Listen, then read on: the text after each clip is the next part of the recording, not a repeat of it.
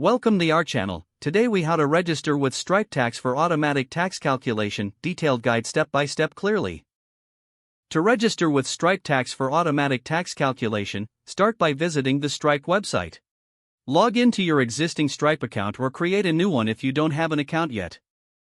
Navigate to the tax section from the dashboard.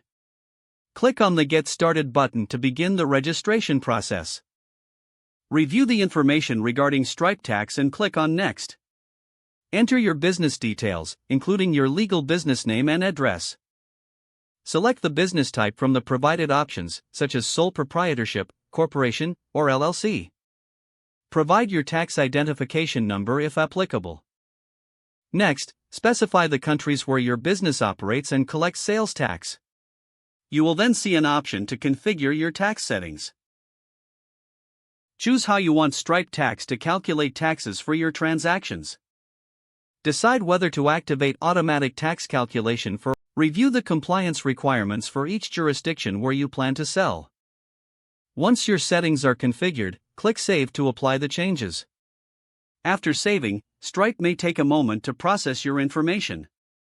Confirm that your tax settings have been successfully saved. You can now access the tax reports section for any necessary filings. Make sure to periodically review your tax settings for any updates or changes. That concludes the registration process for Stripe Tax. If the page does not load, refresh the browser or try again in a private or incognito window. Make sure you are using the correct email address, then retype it carefully to avoid small typos.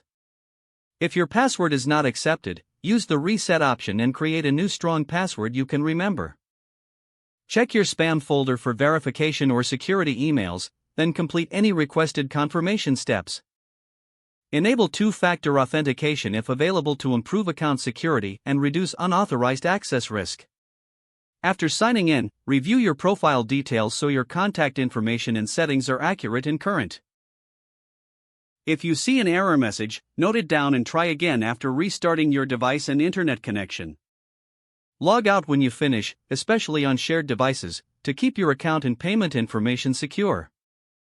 If the page does not load, refresh the browser or try again in a private or incognito window.